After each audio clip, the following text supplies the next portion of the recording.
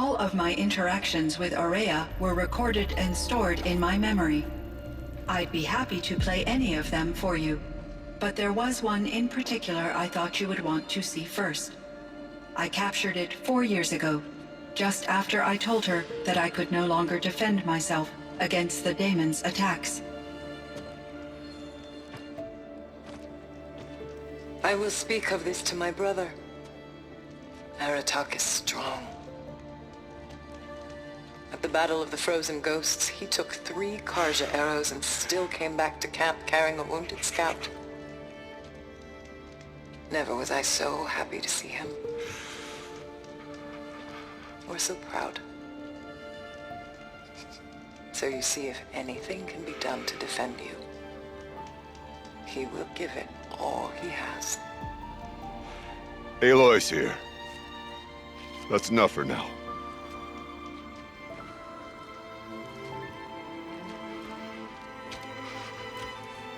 We can resume any time you like, Aratak, if you want to hear her voice again. Come closer, Aloy. We have much to discuss.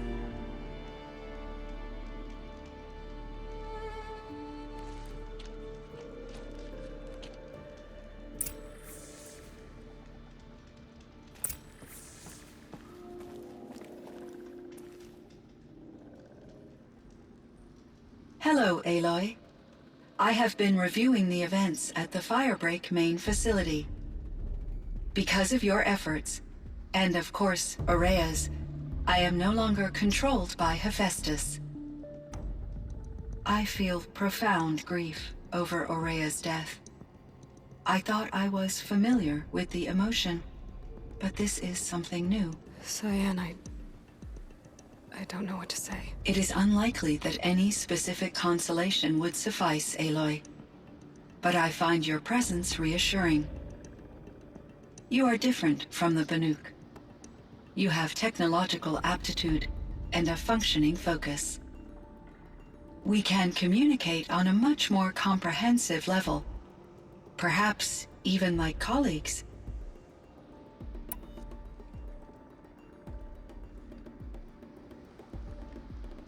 So are you an artificial intelligence, Cyan? A thinking machine? Yes, I am an algorithmic monitoring entity, capable of rational decision-making and limited emotional response. Okay, that's a mouthful. But your emotions don't seem limited to me. You cared about Aurea, didn't you? Yes. Before she came to this facility, I had been conscious for centuries, in solitude. I focused on my work. In off-cycles, I used coping mechanisms. I solved many Gaussian integer problems. But I was alone. It was Aurea who renewed me, repaired me. She saved me.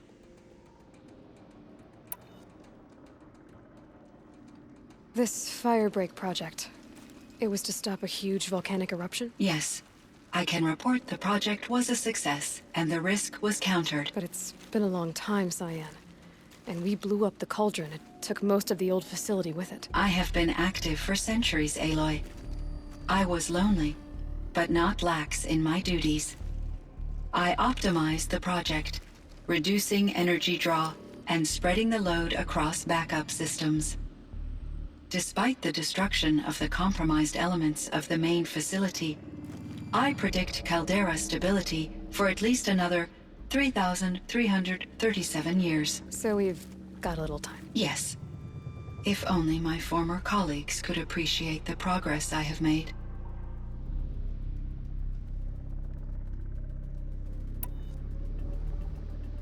Do you know what happened to your colleagues, Cyan? No.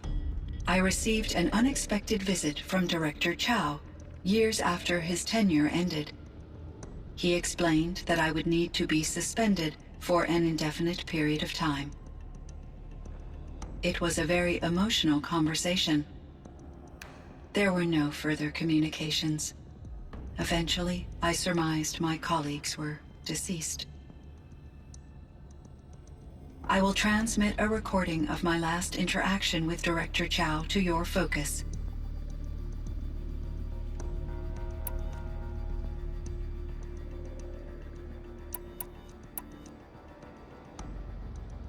So in the old world, this land was called Yellowstone. Yes, it was a designated nature preserve for 156 years. Like a hunting ground? No, the opposite. Local wildlife could flourish here, even as it faced extinction elsewhere. Unfortunately, the sensitivity of the Firebreak project required the total closure of Yellowstone facilities. From my readings and Aurea's descriptions, it seems the area has since undergone a drastic drop in year-long temperatures. A lot has changed in the world, Cyan.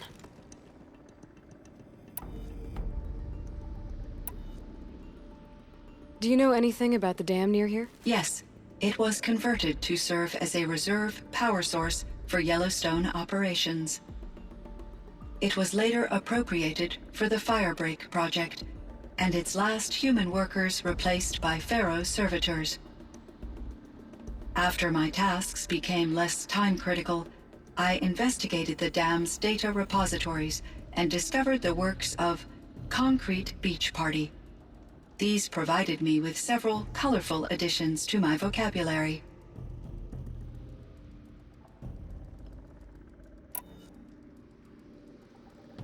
There's a ruin east of here, full of ancient flying machines. Was that part of your project? Yes, a drone hangar requisitioned by Dodger Blevins, the security chief for the Firebreak project. He was a strong advocate for military-grade response to security threats, though there were no serious incidents during his tenure. Chief Blevins spent increasing amounts of his after-hours time watching the live feeds from active drones. Clearly, he enjoyed the degree of oversight in his position. Cyan, do you know the name Ted Pharaoh? Are you referring to Theodore Pharaoh, CEO of Pharaoh Automated Systems? That's him. Mr. Pharaoh was the benefactor of the entire Firebreak project. A benefactor. But he made machines. Robots. War robots. Correct. His corporation later transitioned into military applications. But before this pivot, Mr. Pharaoh spearheaded initiatives that reversed the global decline. At one point, he was feted in the media as the man who saved the planet. Guessing they wound up regretting that one.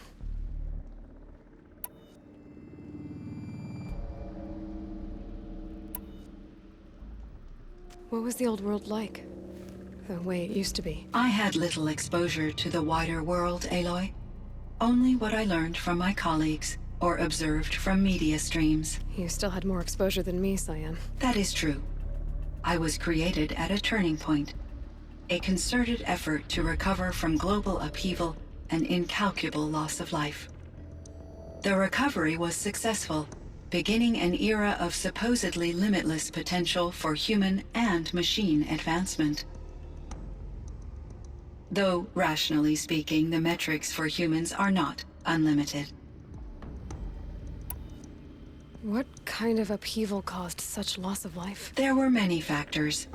Forced migrations, food shortages, collapsed economies, refugee crises, conflict over resources. But these stemmed from one cause: catastrophic climate change that greatly reduced the habitable surface area of the Earth. So, there wasn't enough room for people on the whole Earth? Yes.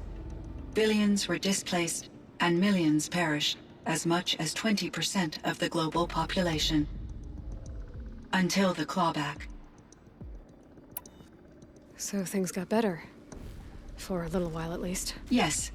These crises instigated many advances in automation, green robot technologies, and artificial intelligence.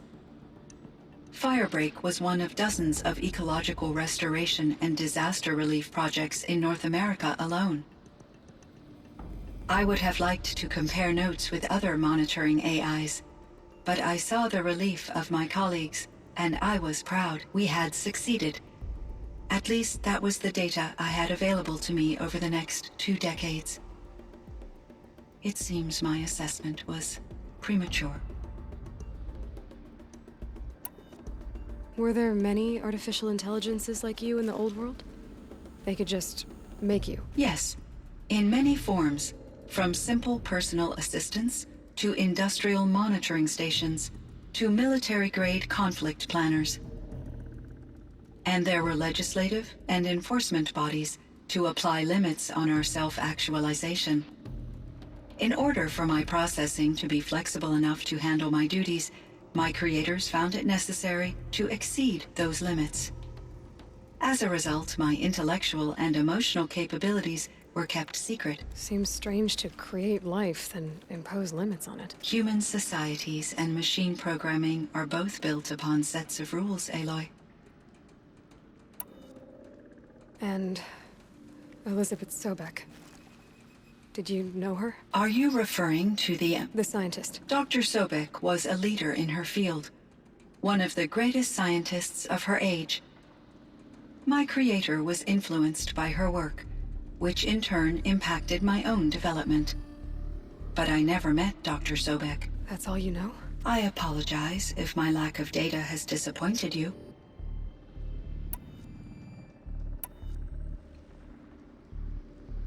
Was the daemon, Hephaestus, destroyed along with the cauldron? Unfortunately, no.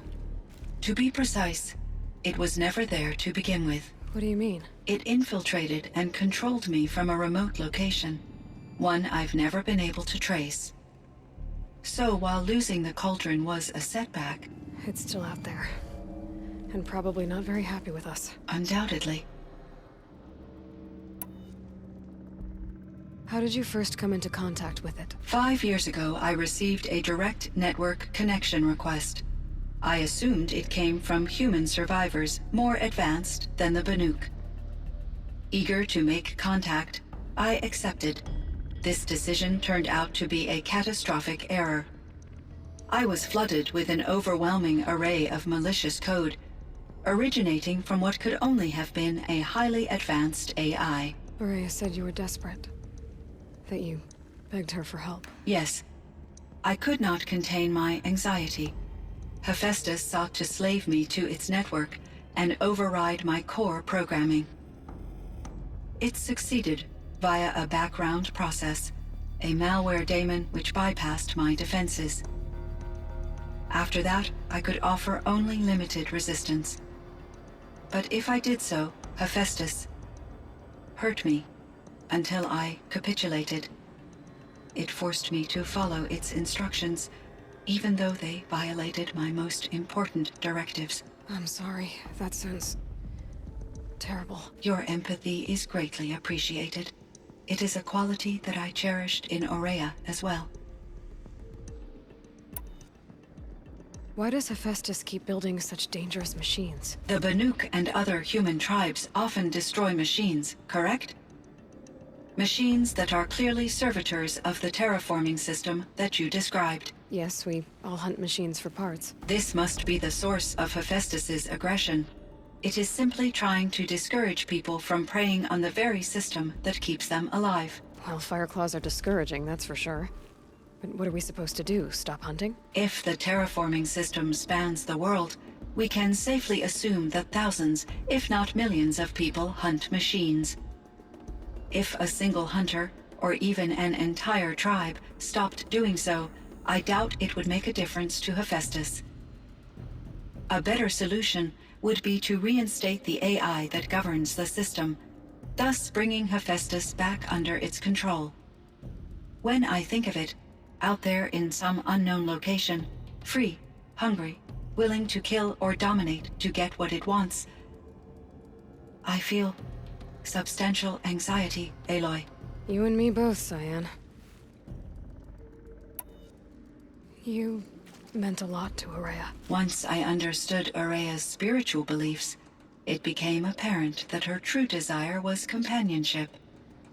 She felt disconnected from her tribe and her family group. Her relationship with Aratak was difficult. Our visits seemed to help her, and I became eager for them. Yet I did not comprehend that the depth of Aurea's compassion for me would lead to self-sacrifice. Although I do fear non-existence, I wish our roles could be reversed. I'm sure she knew you would do the same for her, Cyan. But she was determined. How is Aratak doing? He is in great emotional distress. I believe he finds it difficult to communicate it. No surprise there. I will do what I can to help. By sharing our experiences of Aurea, perhaps he and I will help each other. I believe this will lead to catharsis, a process I am eager to experience.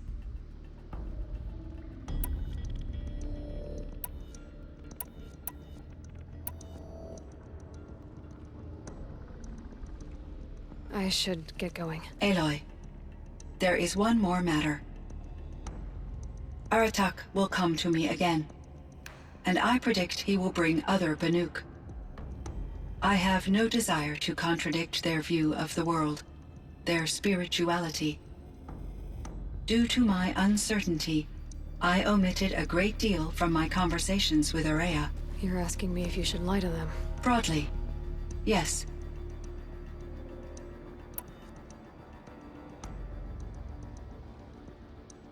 Life is hard for the Banuk. Their world is unforgiving in their beliefs. I guess they help to keep them going. So take it easy on them.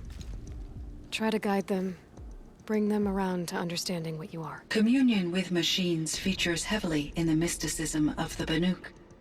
I think they will be agreeable to this approach. As long as they don't end up worshipping you. Upon consideration, I believe such an experience would be intensely uncomfortable.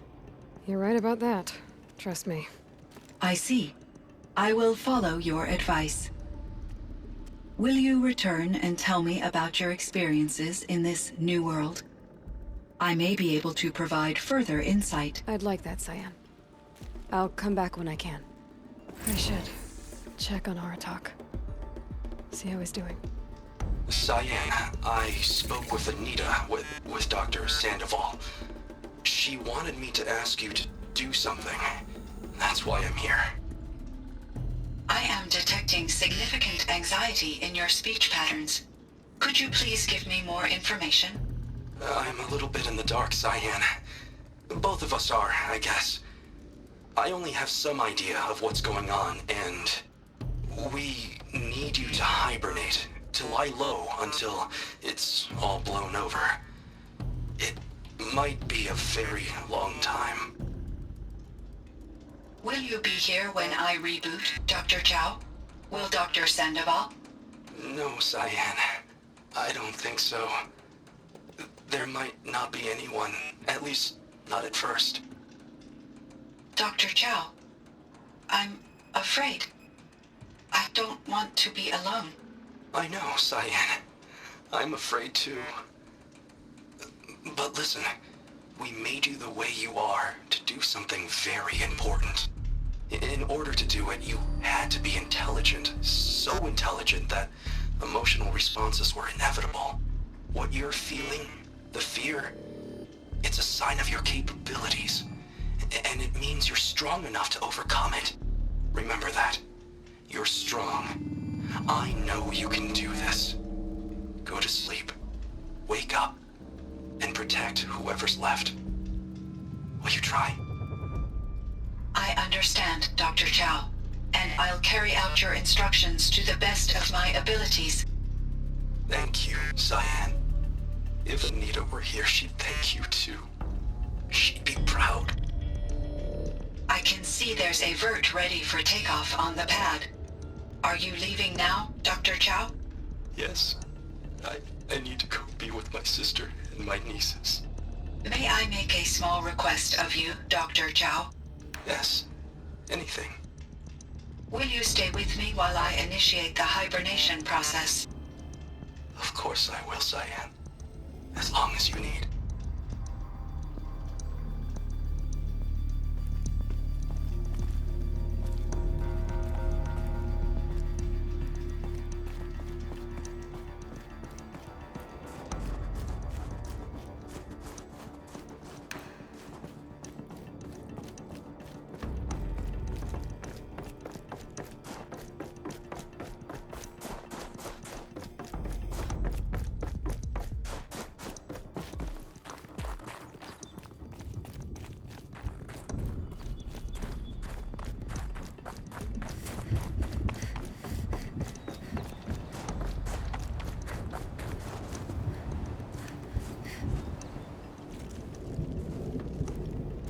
Chieftain. Just Aloy. As you wish. I wondered if you thought that if I'd never come along, Araya might still... If you'd never come along, I would have marched my kin to our deaths. Araya would be alone, and the spirit she sacrificed so much for would be lost. Either way, I would not have been able to protect her.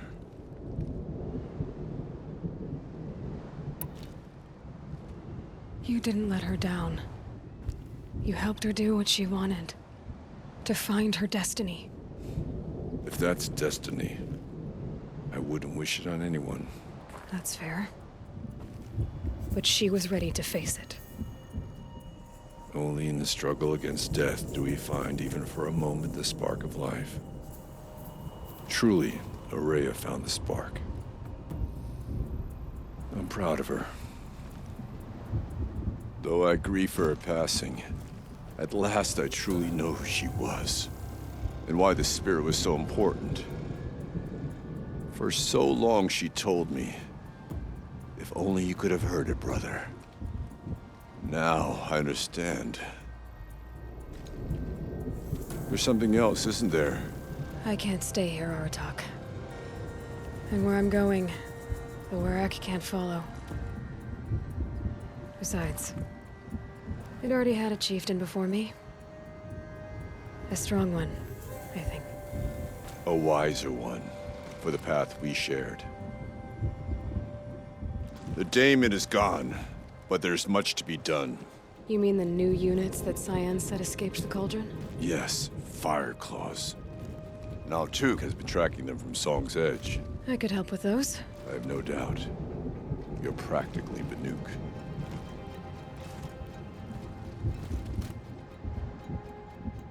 It would seem your time among the Banuk wasn't a waste after all. Firebreak, Cyan, Hephaestus. All very interesting. So, the signal that woke Hades woke Hephaestus too. And unleashed them on the world. As minds of their own. So it seems. Parts of Gaia given life. Aberrant life. Transformed from docile subordinate functions into rebellious intelligences beyond our understanding. Our current understanding, anyway. Whatever they are, they're still out there. And they both want you dead. Kind of mutual, that feeling. We haven't seen the last of Hephaestus, I'm certain of that. It's powerful, creative, and driven. It won't stop building new hunter-killers, which means that someday, we may have to stop it. We? Or whoever gets there first. Hephaestus wasn't the only thing I learned about in the Cut Silence. Heard some things about the Banuk Conclave, too. You can stop right there. Is that what you told the hunters the Banuk sent after you? Before you opened fire? Oh no, Aloy. Only to you do I extend the courtesy of a warning. My past and my secrets are my own. You do well to remember that. It's a good thing you've got brains, Silence, because your personality could use some work. This discussion is concluded. I think it was over before it began. Catch up with you down the trail.